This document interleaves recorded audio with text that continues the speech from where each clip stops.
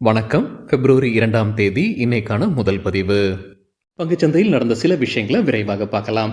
முக்கியமான தகவல், நான் செபி ரெஜிஸ்டர்ட் அட்வைசர் கிடையாது. நம்ம சேனல்ல இருந்து எப்போதுமே ஸ்டாக் ரெக்கமெண்டேஷன்ஸ் கிடையாது. யூடியூப் சேனல் மட்டும் இல்லைங்க, மற்ற சோஷியல் மீடியா பிளாட்ஃபார்மான இன்ஸ்டாகிராம், வாட்ஸ்அப், டெலிகிராம்ல இருந்து கூட நாம ஸ்டாக் ரெக்கமெண்டேஷன்ஸ் வழங்குவதில்லை. மேலும் பணத்தை வாங்கிட்டு எந்த சேவையும் வழங்குவது இல்லை. பல போலியான குரூப் இயங்கிட்டு இருக்கு. தயவு செய்து ஜாகிரதையாக இருங்க. இந்த வீடியோவில் காட்டக்கூடிய அனைத்து கம்பெனிகளும் வெறும் இன்ஃபர்மேஷனல் பர்பஸ்க்காக மட்டுமே முதலீடு செய்யுங்கன்னு சொல்கிற வீடியோ கிடையாது. எந்த ஒரு முதலீட்லையும் ரிஸ்க் இருக்கும். ரிஸ்க் புரியாமல் இன்வெஸ்ட் செய்யாதீங்க. ரிஸ்க் புரியலன்னா தயவு செய்து இன்வெஸ்ட்மெண்ட்டை தவிர்த்துருங்க. நம்ம ருபி டிரைவர் சேனலை ஆதரிக்கிற அனைத்து நல்ல உள்ளங்களுக்கும் நன்றி. சில இண்டிவிஜுவல் ஸ்டாக்ஸ் மற்றும் செய்திகள் விரைவாக பார்க்கலாம். நேற்று பிப்ரவரி 1ஆம் தேதி ஃபாரின் இன்ஸ்டிடியூஷனல் இன்வெஸ்டர்ஸ் நெட் செல்லர்ஸாக இருந்திருக்கிறாங்க. 1880 கோடி ரூபாய்க்கு விற்பனை நடத்தியிருக்கிறாங்க. டொமஸ்டிக் இன்ஸ்டிடியூஷனல் இன்வெஸ்டர்ஸ் நெட் பையர்ஸாக இருந்திருக்கிறாங்க. 872 கோடி ரூபாய்க்கு வாங்கியிருக்கிறாங்க. பிப்ரவரி 2ஆம் தேதி இன்னைக்கு குவார்ட்டர்லி ரிசல்ட் அறிவிக்கக்கூடிய சில கம்பெனிகளுடைய பெயர்கள்: Tata Motors, bank of India, Interglobe aviation, IndiGo airlines, UPL, Torrent pharma, Devyani international, century plyboard, Whirlpool, Titagarh rail systems, RateGain travel technologies, transport corporation of India, Dhanuka agritech மற்றும் காவேரி சீட் கம்பெனி. பேடிஎம் நேற்று 20% விழுந்தது. நம்ம ஒரு செய்தியும் பார்த்துருந்தோங்க. ஆர்பிஐ தடை விதிச்சிருக்கிறாங்க பேடிஎம் மீது. பல தடைகள் விதிச்சிருந்தாங்க. அந்த செய்தி நம்ம பார்த்துருந்தோம் நேற்று வீடியோவில். நேற்று 20% விழுந்திருக்கு பேடிஎம். இப்போ என்டிடிவி ப்ராஃபிட்டில் என்ன சொல்லியிருக்கிறாங்கன்னா, இப்போதைக்கு ஆர்பிஐ விதிச்சிருக்கிற தடை எல்லாமே அடுத்த கட்டத்திற்கு நவருவதற்கான வாய்ப்பு இருக்குது. அடுத்த கட்டமாக அவங்களுடைய உரிமத்தை ரத்து செய்வதற்கான வாய்ப்பு இருக்குது. ஆர்பிஐ அதுதான் இலக்காக வைத்திருக்கிறாங்க, அவங்களுடைய உரிமத்தை ரத்து செய்வதற்கு. அதற்கு முன்னாடியே உடனடியாக ரத்து செய்யாமல் படிப்படியாக தடையை கொண்டு வந்து அதுக்கப்புறம் ரத்து செய்வதற்கு தான் ஆர்பிஐ முடிவெடுத்திருக்கிறாங்க. என்டிடிவி ப்ராஃபிட்ல சொல்லியிருக்கிறாங்க. அதிகாரப்பூர்வ அறிவிப்பு கிடையாது. சரி, ஏன் ஆர்பிஐ படிப்படியாக வராங்கன்னா, உடனடியாக அவங்களுடைய உரிமத்தை ரத்து செய்திருந்தாங்கன்னா பேமெண்ட் ஈகோ சிஸ்டம்ஸ்ல ஒரு பாதிப்பு இருந்திருக்கும். அது எப்படி எடுத்திருக்கும் அப்படின்றது தெரியல ஆர்பிஐக்கு. அதனால அதோடைய தாக்கத்தை பார்ப்பதற்காகத்தான் படிப்படியாக அவங்க தடைகளை கொண்டு வந்து அதுக்கப்புறமா உரிமத்தை ரத்து செய்வதற்கான வாய்ப்புகள் அதிகமாக இருக்குன்னு என்டிடிவி ப்ராஃபிட்ல கருத்து தெரிவிச்சிருக்கிறாங்க. அது மட்டும் இல்லாமல் இப்போ பேடிஎம் அவங்களுடைய பேக் எண்டை வேறொரு பேங்க்குக்கு மாற்றுறதுக்கு முயற்சி செய்துக்கிட்டு இருக்கிறாங்க.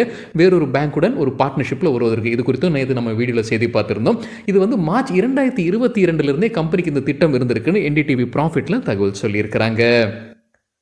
அப்பேரல் எக்ஸ்போர்ட்டுடைய டாக்ஸ் ரிபேட்டை மத்திய அரசு நீட்டிச்சிருக்கிறாங்க. மார்ச் 31, 2026 வரைக்கும் டாக்ஸ் ரிபேட்டை நீட்டிச்சிருக்கிறாங்க. கேபினட் ஒப்புதல் வழங்கியிருக்கிறாங்க. அதானி போர்ட்ஸ் குவார்ட்டர்லி ரிசல்ட் அறிவிச்சிருக்கிறாங்க. டேட்டா கிடைத்தது CNBC TV 18 net profit year on year 68% அதிகரிச்சிருக்கு. எண்ணிக்கை 2208 கோடி ரூபாய்.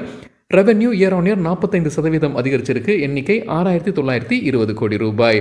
எபிட்டா அல்லது ஆப்ரேட்டிங் ப்ராஃபிட், எபிட்டா விரிவாக்கம், earnings before interest, tax, depreciation, amortisation year on year 60% அதிகரிச்சிருக்கு. எண்ணிக்கை 4292 கோடி ரூபாய். அதானி என்டர்பிரைசஸ் குவார்ட்டர்லி ரிசல்ட் அறிவிச்சிருக்கிறாங்க. டேட்டா கிடைத்தது மணி கண்ட்ரோல்லேருந்து. கன்சாலிடேட்டட் நெட் ப்ராஃபிட் 1888 கோடி ரூபாய், 2 மடங்கு அதிகரிச்சிருக்குன்னு சொல்லியிருக்கிறாங்க இயர் ஆன் இயர் கம்பேரிசனில். Revenue from operations year on year 7% அதிகரிச்சிருக்கு. எண்ணிக்கை 28,336 கோடி ரூபாய். அரபிந்தோ ஃபார்மா குறித்து சிஎன்பிசி டிவி 18 கிடைத்த தகவல். அவங்க சிஎன்பிசி டிவி 18 முன்னவே ஒரு செய்தி வெளியானது, அதை உறுதி செய்திருக்கிறாங்க. அவங்களுடைய யூனிட் 4ல் US FDA United States food and drug administration ஆய்வு செய்து வராங்க. ஜனவரி 22ஆம் தேதியிலிருந்து அப்டேட் கொடுத்துருக்காங்க Aurobindo pharma. Tata motors quarterly result இன்னைக்கு அறிவிக்க இருக்கிறாங்க. அதற்கு முன்னாடி மணி கண்ட்ரோல் ஒரு முன்னோட்டம் கொடுத்துருக்காங்க. என்ன எதிர்பார்க்கலாம் டாடா மோட்டார்ஸோட ரிசல்ட்டில்? நெட் ப்ராஃபிட் எதிர்பார்ப்பது 4547 கோடி ரூபாய். இயர் ஆன் இயர் 54% அதிகரிப்பதற்கான வாய்ப்பு இருக்கு. ரெவென்யூ 1,08,168 கோடி ரூபாயை எட்டுவதற்கான வாய்ப்பு. இயர் ஆன் இயர் 22% அதிகரிக்கும்னு சொல்லியிருக்கிறாங்க. அதற்கு முக்கிய காரணம் ஜகுவார் லேண்ட் ரோவருடைய ஸ்ட்ராங் சேல்ஸ்னு மணி கண்ட்ரோல் செய்தியில் சொல்லியிருக்கிறாங்க.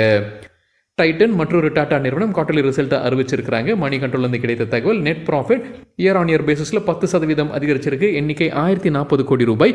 எதிர்பார்த்ததை காட்டிலும் கொஞ்சம் குறைவாகத்தான் டைட்டன் அறிவிச்சிருக்கிறாங்க. மணி கண்ட்ரோலில் சொல்லியிருக்கிறாங்க. மணி கண்ட்ரோல் நடத்தின கருத்து கணிப்பில் எதிர்பார்த்தது 1145 கோடி ரூபாய். டோட்டல் ரெவென்யூ 13,052 கோடி ரூபாய். இயர் ஆன் இயர் 20% அதிகரிச்சிருக்கு. மணி கண்ட்ரோல் நடத்தின கருத்து கணிப்பில் எதிர்பார்த்தது 13,177 கோடி ரூபாய். எம்ஃபசிஸ் குவார்ட்டர்லி ரிசல்ட் அறிவிச்சிருக்கிறாங்க. டேட்டா கிடைத்தது என்டிடிவியிலிருந்து. ரெவென்யூ குவார்டர் ஆன் குவார்டர் பேசிஸில் 2% அதிகரிச்சிருக்கு. எண்ணிக்கை 3,337 கோடி ரூபாய். எதிர்பார்த்தது என்டிடிவி நடத்தின கருத்து கணிப்பில் எதிர்பார்த்தது 3429 கோடி ரூபாய். அதை காட்டிலும் குறைவாகத்தான் அறிவிச்சிருக்கிறாங்க. Net profit quarter on quarter பேசிஸில் 5% விழுந்திருக்கு. எண்ணிக்கை 374 கோடி ரூபாய், எதிர்பார்த்தது 392 கோடி ரூபாய். இந்தியா சிமெண்ட்ஸ் குறித்து சிஎன்பிசி டிவி 18 கிடைத்த தகவல், என்ஃபோர்ஸ்மெண்ட் டைரக்டரேட் அவங்களுடைய சென்னை ஆஃபீஸில் சோதனை நடத்தி இருக்கிறாங்க. ஜனவரி 31 மற்றும் பிப்ரவரி 1 என்ற செய்தி சிஎன்பிசி டிவி 18 சொல்லியிருக்கிறாங்க. நேற்று இன்ட்ரம் பட்ஜெட் வெளியிடப்பட்டிருக்கு. விரைவாக எனக்கு தெரிந்த சில விஷயங்கள், எனக்கு புரிந்த சில விஷயங்களை விரைவாக பார்க்கலாங்க.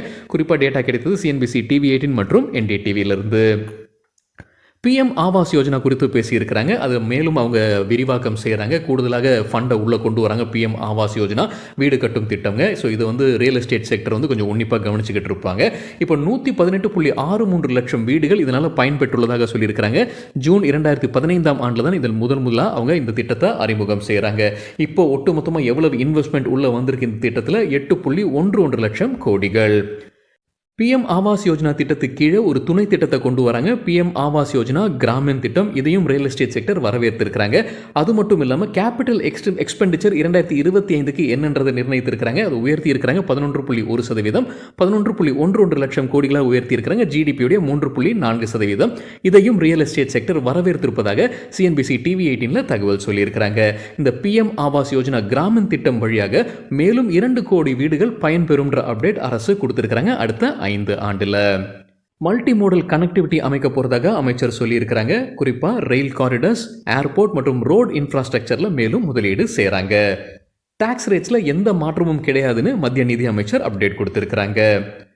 இன்கம் டேக்ஸ் பெனிஃபிட் சில விஷயங்களுக்கு அதிகரிச்சிருக்கிறாங்க. அதாவது ஒரு ஆண்டு நீட்டிச்சிருக்கிறாங்க. 3 விஷயங்கள் சொல்லியிருக்கிறாங்க. எந்தெந்த 3 விஷயங்கள்? ஸ்டார்ட் அப்ஸ், அதே மாதிரி வெளிநாட்டில் இருக்கக்கூடிய வங்கிகளுடைய இந்திய கிளைகள் கிஃப்ட் சிட்டியில் இருக்கக்கூடியது, அவங்களுக்கு ஒரு ஆண்டு மறுபடியும் நீட்டிச்சிருக்கிறாங்க. Sovereign funds and foreign pension funds. கொஞ்சம் டீட்டெயில்டாக பார்க்கும்போது ஸ்டார்ட் அப்புக்கு வந்து ஏற்கனவே அரசு மானியம் வழங்கிட்டு இருக்கிறாங்க. அவங்க ரெஜிஸ்டர் பண்ணதுலேருந்து 10 ஆண்டுகளில் ஏதாவது ஒரு 3 ஆண்டுகளுக்கு அவங்க டாக்ஸ் ஹாலிடே எடுத்துக்கலாம். வரி விலக்கு கொடுக்குறாங்க 3 ஆண்டிற்கு. எந்த 3 ஆண்டு வேணாலும் அவங்க தேர்வு செய்து கொள்ளலாம். இது வந்து 2024 மார்ச்சுக்குள்ள அவங்க ரெஜிஸ்டர் பண்ணணும். இப்போ அதை ஒரு ஆண்டுக்கு நீட்டிச்சிருக்கிறாங்க. அதாவது ரெஜிஸ்ட்ரேஷன் வந்து அடுத்த ஆண்டு 2025 மார்ச் வரைக்கும் அவங்க கால அவகாசம் கொடுக்குறாங்க. ஸோ புதிதாக வரக்கூடிய கம்பெனிஸ்க்கும் இது அப்ளிகபிளாக இருக்குன்றதான் புரிஞ்சுக்க முடியுது. அதாவது 10 ஆண்டுல ஏதாவது 3 ஆண்டுக்கு அவங்களுக்கு டாக்ஸ் ஹாலிடே வழங்கப்படுது. அதே போல் sovereign wealth funds and pension funds GIFT சிட்டியில் முதலீடு செய்திருக்கிறாங்க. அதிலிருந்து வரக்கூடிய டிவிடெண்ட்ஸ், லாபம், இன்ட்ரெஸ்ட் அனைத்துமே வந்து டாக்ஸ் பிரேக் இருக்குது. ஆனால் அதுவும் எப்போ அவங்க இன்வெஸ்ட் பண்ணியிருக்கணும்? ஏப்ரல் 2020 மார்ச் 2024 வரைக்கும் முன்னே இருந்தது. இப்போ அதற்கும் ஒரு ஆண்டு நீட்டிச்சிருக்கிறாங்க. அதாவது மார்ச் 2025 வரைக்கும் முதலீடு செய்தாலும் அவங்களுக்கும் டாக்ஸ் பிரேக் கிடைக்கும்ன்ற அப்டேட் கொடுத்துருக்குறாங்க. மெடிக்கல் காலேஜஸ் மேலும் அமைக்க இருப்பதாக அறிவிச்சிருக்கிறாங்க மத்திய அமைச்சர். ஹாஸ்பிட்டல் இன்ஃப்ராஸ்ட்ரக்சர் ஏற்கனவே இருக்குது. அதை சார்ந்து அவங்க கல்லூரிகளும் அமைக்க போகிறதாக சொல்லியிருக்கிறாங்க. அது மட்டும் இல்லாமல் பெண் குழந்தைகள் 9 to 14 வயதிற்கு உட்பட்ட பெண் குழந்தைகளுக்கு வேக்சினேஷன் வழங்குவது குறித்தும் பேசியிருக்கிறாங்க. சர்விக்கல் கேன்சர் தடுப்பதற்கான வேக்சினேஷன் வழங்கப்படும், அது மேம்படுத்தப்படும்னு சொல்லியிருக்கிறாங்க மத்திய அமைச்சர்.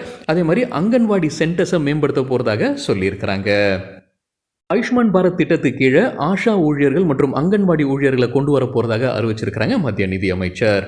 பிரதான் மந்திரி சூரியோதய் யோஜனா பற்றியும் பேசியிருக்கிறாங்க. சில தினங்களுக்கு முன்னாடி நம்ம செய்தி பார்த்துருந்தோங்க. பாரத பிரதமர் அறிவிச்சிருந்தாரு, நம்ம வீடுகளில் சோலார் ரூஃப்டாப் அமைப்பதற்கான திட்டம் அது 1 கோடி வீடுகளை அவங்க டார்கெட் பண்ணியிருக்கிறாங்கன்ற செய்தி நாம பார்த்துருந்தோம். அது குறித்தும் பேசியிருக்கிறாங்க மத்திய நிதி அமைச்சர். இங்கே பேசும்போது தான் சொல்லியிருந்திருக்கிறாங்க, மின்சாரம் 300 யூனிட் இலவசமாக கிடைக்கும்னு சொல்லியிருக்கிறாங்க. ஸோ இங்கே ஒரு குழப்பத்தை உண்டாக்குச்சு. அவங்க அதை வாசிக்கும் போது நேற்று காலையில் வாசிக்கும் போது இந்த 300 யூனிட்ஸ் இலவசமாக ஏற்கனவே வரக்கூடிய மின்சாரம் வழங்குவாங்களா? இப்போ நம்ம வீட்டில் சோலார் ரூஃப்டாப் வச்சோம்னா ஏற்கனவே நம்ம வாங்கிட்டு இருக்கிற மின்சாரத்தில் 300 யூனிட்ஸ் இலவசமாக கிடைக்குமா அப்படின்ற ஒரு சந்தேகம் எழுப்பப்பட்டது. நிறைய பத்திரிகையிலும் அது மாதிரி விளம்பரம் செய்யப்பட்டது, 300 யூனிட்ஸ் இலவசமாக கிடைக்கும்ன்றது. ஆனால் மத்திய நிதி அமைச்சர் அது சொல்லலை அப்படின்றதான் பிறகு அவங்க விளக்கம் கொடுத்தாங்க. நானும் அப்படி தான் புரிஞ்சுக்கிட்டு இருக்கிறேன். அதாவது அவங்க இலவசம்னு சொன்னது வந்து இந்த சோலார் ரூஃப்டாப் அமைத்ததற்கு பிறகு அதிலிருந்து வரக்கூடிய யூனிட்ஸ் தான் சொல்லியிருக்கிறாங்கன்னு நான் புரிஞ்சுக்கிறேன். இதனால 15,000 to 18,000 ரூபாய் வரைக்கும் சேமிக்க முடியும்னு அவங்களுடைய பட்ஜெட் ஸ்பீச்சில் சொல்லியிருக்கிறாங்க. இது சேமிப்புன்றது வந்து நம்ம வெளியிலேருந்து கரண்ட் வாங்குறது மட்டும் இல்லாமல் அதிகமாக நம்ம கரண்ட் உற்பத்தி செய்யும்போது அதையும் விற்பனை செய்ய முடியும். அதையும் சேர்த்து தான் சொல்லியிருக்கிறாங்க போல தெரியுது. 15,000 to 18,000 ரூபாய் மாதந்தோறும் வந்து நமக்கு சேமிப்பு கிடைக்கும்னு சொல்லியிருக்கிறாங்க. இந்த அனௌன்ஸ்மெண்ட் வரும்போது இதை சார்ந்த ஸ்டாக்ஸ் வந்து நல்லா பர்ஃபார்ம் பண்ணியிருந்திருக்கிறாங்க. வெப்சால் எனர்ஜி சிஸ்டம் இன்ட்ராடேல 5% அதிகரித்தது நேற்று. அதே போல் IREDA 5% அதிகரித்தது. சுஸ்லான் எனர்ஜி மற்றும் ஸ்டெர்லிங் வில்சனும் நல்லா பர்ஃபார்ம் பண்ணியிருந்திருக்கிறாங்க. கோல் கேசிஃபிகேஷன் குறித்தும் சொல்லியிருக்கிறாங்க. 2030ற்குள்ளார 100 டன் கோல் கேசிஃபிகேஷன் திறன் கொண்டது அமைக்க போகிறதாக சொல்லியிருக்கிறாங்க. எலக்ட்ரிக் வெஹிக்கிள்ஸ் பற்றியும் பேசியிருக்கிறாங்க. அவங்க போன பட்ஜெட்லேயே அறிவிச்சிருந்தாங்க 5172 கோடி ரூபாய் மானியம் ஃபேம் 2 திட்டத்தில். ஃபேம் திட்டம் வந்து foster adoption and manufacturing of hybrid and electric vehicles அதை வந்து மேம்படுத்தப்படும்னு அமைச்சர் சொல்லியிருக்கிறாங்க. 2023 எலக்ட்ரிக் வெஹிக்கிள்ஸுடைய மார்க்கெட் ஷேர் 6.3%. தகவல் கிடைத்தது சிஎன்பிசி டிவி 18லிருந்து. நிதியமைச்சர் பேசி முடிச்சதற்கு பிறகு ரயில்வே ஸ்டாக்ஸ் கீழே போக ஆரம்பிச்சது. அதற்கு என்ன காரணம் அப்டேட் கொடுத்திருக்காங்க சிஎன்பிசி டிவி 18ல. கேபிட்டல் எக்ஸ்பெண்டிச்சர் இந்தியன் ரயில்வேஸ்க்கு 2.55 லட்சம் கோடிகள் ஒதுக்கி இருக்கிறாங்க இந்த பட்ஜெட்டில். போன பட்ஜெட்டுடன் ஒப்பிட்டு பார்க்கும்போது 6.25% மட்டுமே அதிகரிச்சிருக்கு. ஆனால் புரோக்கரேஜஸ் வந்து அவங்க அதிகமாக ஒதுக்குவாங்கன்ற எதிர்பார்ப்பு இருந்திருக்கு. குறிப்பாக நிர்மல் பங்க் வந்து 20% கூடுதலாக கேபிட்டல் எக்ஸ்பெண்டிச்சர் இருக்கும்னு எதிர்பார்த்துக்கிட்டு இருந்திருக்காங்க இந்தியன் ரயில்வேஸில். இது ஒரு காரணமாக சொல்லியிருக்காங்க ரயில்வே ஸ்டாக்ஸ் கீழே போனதற்கு. ரயில்வே செக்டர்லேயே மற்றொரு அப்டேட் என்ன அப்படின்னா 40,000 போகிஸ் வந்தே பாரத் தரத்திற்கு நிகராக உயர்த்தப்படும்ன்ற அப்டேட்டும் கொடுத்துருக்குறாங்க. ரிசர்ச் அண்ட் டெவலப்மெண்ட் டெக்னாலஜி செக்டருக்காக 1 லட்சம் கோடிகள் ஒதுக்குவதாக சொல்லியிருக்கிறாங்க. இதனால் பிரைவேட் செக்டர் கம்பெனிஸ் இதில் ஆர்வம் காட்டுவாங்கன்ற எதிர்பார்ப்பு இருக்குன்னு என்டிடிவியில் சொல்லியிருக்கிறாங்க. டிஃபென்ஸ் செக்டரை சார்ந்த ஸ்டாக்ஸும் இதனால் பயன்பெறுவதற்கான வாய்ப்பு இருக்குன்னு என்டிடிவியில் தகவல் சொல்லியிருக்கிறாங்க. சில குறிப்பிட்ட ஸ்டாக்ஸுடைய பேரும் சொல்லியிருக்கிறாங்க. Hindustan aeronautics, Ashok Leyland, Zen technologies, Mazagon dock ship builders போன்ற கம்பெனிகள் பயன்பெறுவதற்கான வாய்ப்பு உள்ளதாக சொல்லியிருக்கிறாங்க. டிஃபென்ஸ் செக்டர் குறித்தான அப்டேட் இன்ட்ரும் பட்ஜெட்டில் 1.72 லட்சம் கோடிகள் ஒதுக்கி இருக்கிறாங்க. டிஃபென்ஸ் செக்டருக்கு 6.2% அதிகரிச்சிருக்கு போன ஆண்டு பட்ஜெட்டுடன் ஒப்பிட்டு பார்க்கும்போது. டிஸ்இன்வெஸ்ட்மெண்ட் டார்கெட் என்ன வச்சிருக்காங்க? டிஸ்இன்வெஸ்ட்மெண்ட் வந்து அவங்க ஏற்கனவே சில கம்பெனிகளில் ஷேர்ஸ் வைத்திருக்கிறாங்க அரசு. அதை விற்பனை செய்வதன் மூலமாக எவ்வளோ பணத்தை ஈட்ட போகிறாங்க அப்படின்றது. 2025 நிதியாண்டில் அவங்க வைத்திருக்கக்கூடிய இலக்கு 50,000 கோடி ரூபாய். 2024 நிதியாண்டில் அவங்க சொல்லியிருந்தது 51,000 கோடி ரூபாய். அதை இப்போ குறைச்சிருக்கிறாங்க 30,000 கோடி ரூபாயாக. மாநில அரசுக்கு அவங்க வழங்கக்கூடிய லோனை நீட்டிச்சிருக்கிறாங்க. டூரிசம் வளர்ப்பதற்காக மாநில அரசுக்கு லோன் வழங்கப்படுது. 50 ஆண்டிற்கு இன்ட்ரெஸ்ட் இல்லாத 75,000 கோடி ரூபாய் லோனை அவங்க நீட்டித்திருப்பதாக சொல்லியிருக்கிறாங்க மத்திய அரசு. அதே போல் தீவுகளில் அவங்க டூரிசமை வளர்ப்பதற்காக அவங்க முதலீடு செய்ய போகிறாங்க. போர்ட் கனெக்டிவிட்டி, டூரிசம் இன்ஃப்ராஸ்ட்ரக்சர்ஸ்க்காக குறிப்பிட்டு சொல்லியிருப்பது லக்ஷதீப். லக்ஷதீப் இப்போ சில தினங்களுக்கு முன்னாடி நம்ம செய்தியில் பார்த்துக்கிட்டு இருந்தோம். ஸோ லக்ஷதீப்பை குறிப்பிட்டே சொல்லியிருக்கிறாங்க நிதியமைச்சர். மீன்வளத்துறைக்கான திட்டமான PM மத்ஸ்ய சம்பதா யோஜனா கீழே ஒரு துணை திட்டத்தை அறிமுகம் செய்கிறாங்க. 6,000 கோடி ரூபாய் அதற்காக ஒதுக்குறாங்க. 2020 செப்டம்பரில் தான் இந்த PM மத்ஸ்ய சம்பதா யோஜனாவை அவங்க கொண்டு வந்திருக்கிறாங்க. இப்போ அதோடைய துணை திட்டத்தை கொண்டு வந்திருக்கிறாங்க. என்னென்ன செய்ய போகிறாங்க? அக்வா கல்ச்சர் ப்ரொடக்டிவிட்டி, மீன் வளர்ப்பு அதிகரிக்கணும் அப்படின்ற இலக்கு வைத்திருக்கிறாங்க. இப்போ ஒரு ஹெக்டருக்கு 3 டன்னாக இருப்பது 5 டன்னாக உயர்த்த வேண்டும்ன்ற இலக்கு வைத்திருக்கிறாங்க. அதே போல் ஏற்றுமதி இரட்டிப்பாக்க வேண்டும், 1 லட்சம் கோடிக்கு கொண்டு செல்ல வேண்டும்ன்ற இலக்கு வைத்திருக்கிறாங்க. இது வழியாக 55 லட்சம் பேருக்கு வேலைவாய்ப்பு கிட்ட வேண்டும்ன்ற இலக்கும் வைத்திருப்பதாக அமைச்சர் சொல்லியிருக்கிறாங்க. Aqua parks 5 integrated Aqua parks அமைக்க இருப்பதாகவும் அப்டேட் கொடுத்திருக்கிறாங்க. கடைசியாக ஃபிஸ்கல் டெபிசிட் 2025 நிதியாண்டிற்கு என்ன அவங்க கணிச்சிருக்கிறாங்க? 5.1% GDP உடையது. நடப்பு நிதியாண்டுடையது 5.8% இருக்கு. சரிங்க, இதுதான் சில விஷயங்கள் என்னுடைய பார்வைக்கு எட்டியது. நன்றி, வணக்கம்.